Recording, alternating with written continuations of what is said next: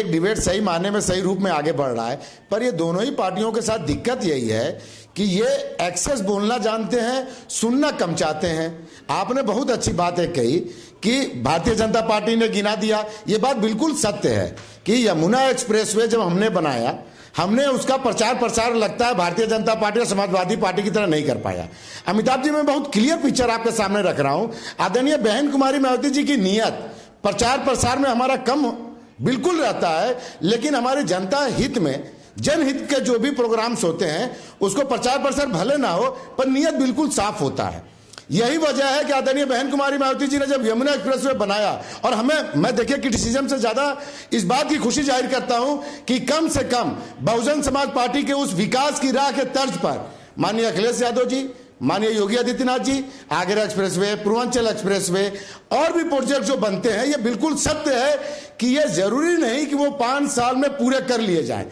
Agra expressway जब बना तो मैं भी उस पर चला, ये बिल्कुल आपने सत्य कहा कि उस वक्त वो भी पूरा बन के तैयार नहीं था, लेकिन चूंकि उनको भी होड़ मची हुई थी प्रचार प्रसार का, उन्होंने भी वही काम किया जो माननीय योगी आदित्यनाथ जी कर रहे हैं। माननीय योगी आदित्यनाथ जी पूर्वांचल एक्सप्रेसवे बनाए हैं, उन्हें भी ये होड़ लगी हुई है कि जल्दी से इसका कर दो। मैं साफ तौर से कहता हूं, इसमें कहने में बुराई क्या है कि भाई अभी हमने इस प्रोजेक्ट को बनाया है, इसमें कुछ काम बाकी रह गए हैं, जाहिर सी बात है हमारी सरकार रिपीट कर जाएगी, हम इसे भी पूरा कर देंगे, या नहीं भी करेगी तो कम से कम जो भी सरकार आएगी वो उसे पूरा कर देगी।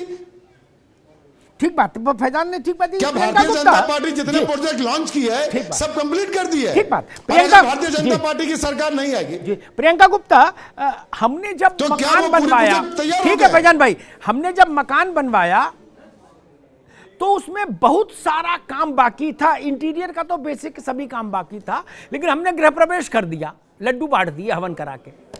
मैंने कहा भाई किराया तो बचे, पहले मकान में शिफ्ट करो, रहते हुए सब करा लेंगे। 1.5 साल में वो हो गया कंप्लीट पूरा। कोई गलत कर दिया क्या प्रियंका जी? आप कह रही थी कि आधा है अधूरा है।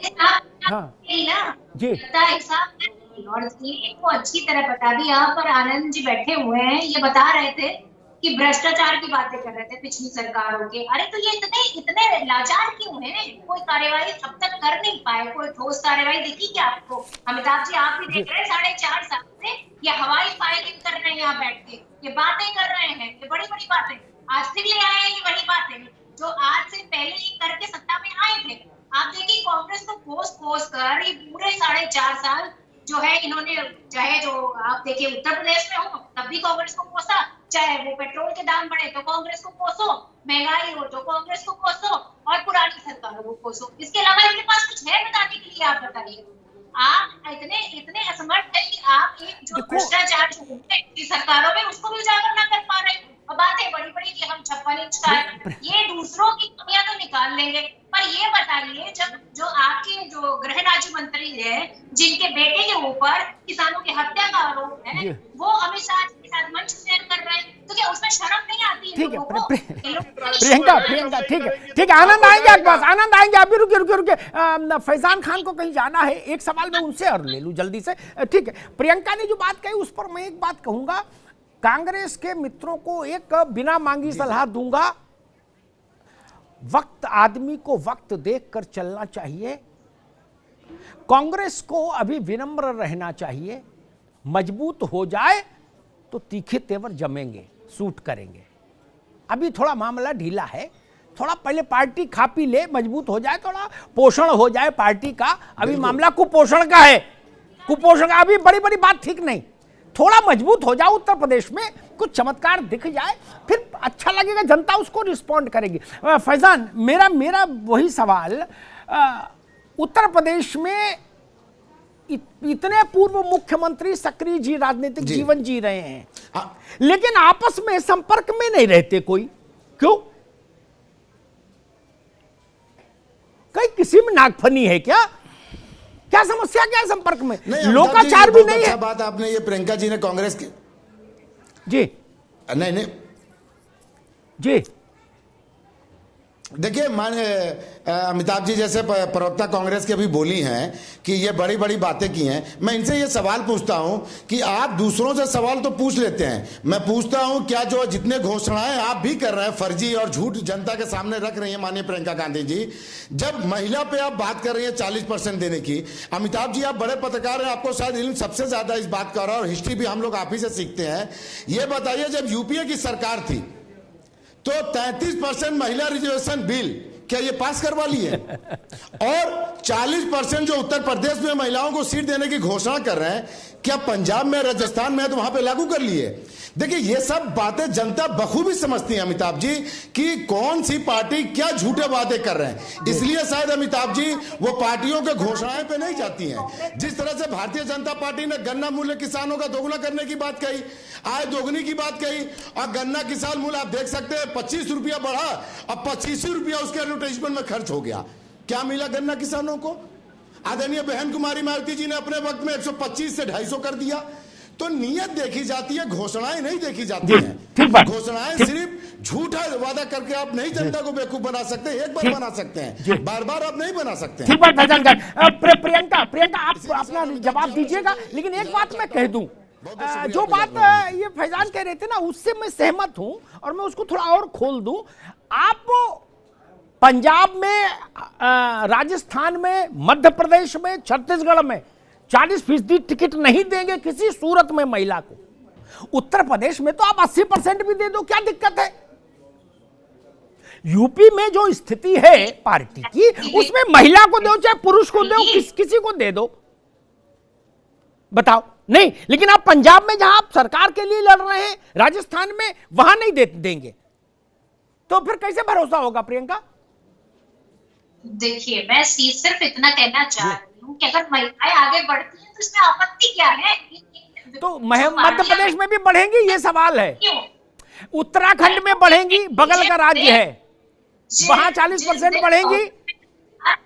बिल्कुल बढ़ेगी। आप यूपीए की बात कर रहे हैं, यूपीए में तो जो है गठबंधन की सरकार थी, आज तो डबल इंजन की सरकार है। आज क्यों नहीं कर पा रहे? आज महिलाओं के लिए चला के काम कर सकते हैं, किसानों का बिल पास हो सकता है, पर महिलाओं के आरक्षण का बिल पास नहीं हो सकता। तो सवाल पूछना तो ये सत्ताधारी पार्टी से बनता है। आप कांग्रेस से सवाल पूछेंगे, आप कांग्रेस से सवाल पूछ के ही जो है अपना ये दिखा रहे हैं कि आप किसकी तरफ बोल रहे हो और किसकी तरफ नहीं बोल रहे हो। क्योंकि सवाल पूछना जिस पार्टी से, उस पार्टी से पूछने की आपकी हिम्मत नहीं है। अगर आप उससे पूछेंगे तो आपकी पुरानी किताबें खुलेंगी। तो डर इस बात का। ठीक है प्रियंका, ठीक है प्रियंका, ठीक है। एक बात ध्यान रखिए, कांग्रेस से सवाल हर वक्त पूछा जाएगा, क्योंकि कांग्रेस एकमात्र ऐसी पार्टी है जो कहीं ना कहीं सरकार में हमेशा रहती है, ठीक है ना। इसलिए उस पार्टी से सवाल हमेशा बनता है और होना भी चाहिए, इसलिए इसमें कोई वो बात नहीं, कांग्रेस से सवाल होगा। बसपा अगर उत्तर प्रदेश में सरकार में नहीं है तो उसकी भूमिका फिर बिल्कुल अलग हो जाती, लेकिन कांग्रेस कहीं नहीं होगी तो गोवा में होगी, गोवा में नहीं होगी तमिलनाडु में होगी, कहीं ना कहीं, मतलब मेरा कहीं ना उदाहरण दे रहा हूं, कहीं ना कहीं कुछ ना कुछ करती है, सरकार में होती है, इसलिए उससे सवाल होता है। इसको अन्यथा मत लीजिए, और होना भी चाहिए लोकतंत्र में। सवाल से परे कैसे भाई, राजनीति करना चाहते हो सवाल से परे ना, ये नहीं चलेगा। फिर गांधी परिवार भी सवाल के दायरे में है। आनंद, मैंने एक सवाल उठाया बहस के दौरान, उत्तर प्रदेश में ऐसा दृश्य में देखने के लिए तरस गया। एक बार मैंने सार्वजनिक तौर पर कहा भी था, मैं भूल रहा हूं अखिलेश जी के कार्यकाल में या योगी जी के, कि जिसमें योगी जी, अखिलेश जी, मायावती जी बैठकर प्रदेश पर कुछ चिंतन मनन करें। कोई बुरी बात है? कुछ समस्या है? भाई ये तो ऑफिशियली तीनों, एक वर्तमान मुख्यमंत्री, दो पूर्व मुख्यमंत्री है ना, लेकिन वैसी स्थिति कभी मैंने देखी नहीं। मुझे नहीं लगता कि शायद टॉकिंग टर्म्स पर भी रहे हो कभी ढंग से। जी देखिए अमिताभ जी, पहली चीज की आपको याद होगा, और वो तस्वीरें भी खूब वायरल हुई थी जब माननीय मुलायम सिंह जी बीमार थे और खुद माननीय मुख्यमंत्री जी उनके घर गए थे और उनका हालचाल लिया था। तो माननीय मुख्यमंत्री जी ने अपनी तरफ से इस बात की जो है वो पेशकश कर दी। कुछ दिनों पहले आपको याद होगा कि हमारे प्रदेश अध्यक्ष आदरणीय स्वतंत्र देव सिंह जी माननीय मुलायम सिंह जी से मिलने उनके घर गए। आपने कोई तस्वीर देखी कि अखिलेश यादव जी कभी आए हो? कल्याण सिंह जी का निधन हो गया, उसमें नहीं आए। तो खैर जिनके अंदर शिष्टाचार का भाव नहीं है, उनसे हम शिष्टाचार की उम्मीद भी नहीं कर सकते हैं, पहली चीज। दूसरी चीज, प्रियंका जी अभी महिलाओं पे बात कर रही थी, छोटा सा जवाब दे दूं, इनको उत्तर प्रदेश की 40% से ज्यादा सीटों पर उम्मीदवार नहीं मिलेंगे, पहली चीज। दूसरी चीज, इस समय भी मोदी सरकार में अब तक के सबसे ज्यादा महिला मंत्री है, पहली चीज।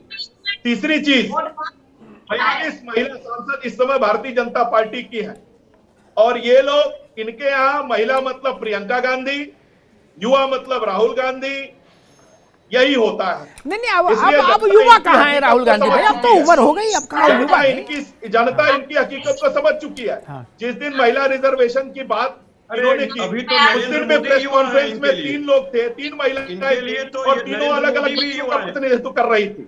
इनके यहाँ वंशवाद से आगे की कोई राजनीति नहीं है। इनके लिए सब कुछ मतलब गांधी परिवार है, इसके अलावा कुछ नहीं है। अच्छा, और आप मंत्री से करके गए थे, अरे तो क्या झूठ बोल रहे हैं आप जनता को? झूठ बोल बोल के जनता को आपने। प्रियंका जी, मैं यही तो पूछ रहा हूँ, जहां जहां आपकी सरकारें हैं, आपने महिलाओं के लिए कितना काम किया, जरा बता दीजिए। आप 40% सीट, अमिताभ जी ने पूछा, पंजाब में, हरियाणा में, मध्य प्रदेश में, उत्तराखंड में, राजस्थान में आप 40% टिकट देंगी? बता दें कि कितने आपने उत्तर आप प्रदेश 40% मंत्री टिकट देंगी? आप बताइए। मुख्यमंत्री आपने वो मंत्री बनाए अरे हैं। कपिल जी, आप बता ठीक है, दीजिए ठीक है। आपकी मैं पार्टी मैं रोकूंगा, मैं किसी को इंगित नहीं कर रहे हैं। आपसे बताइए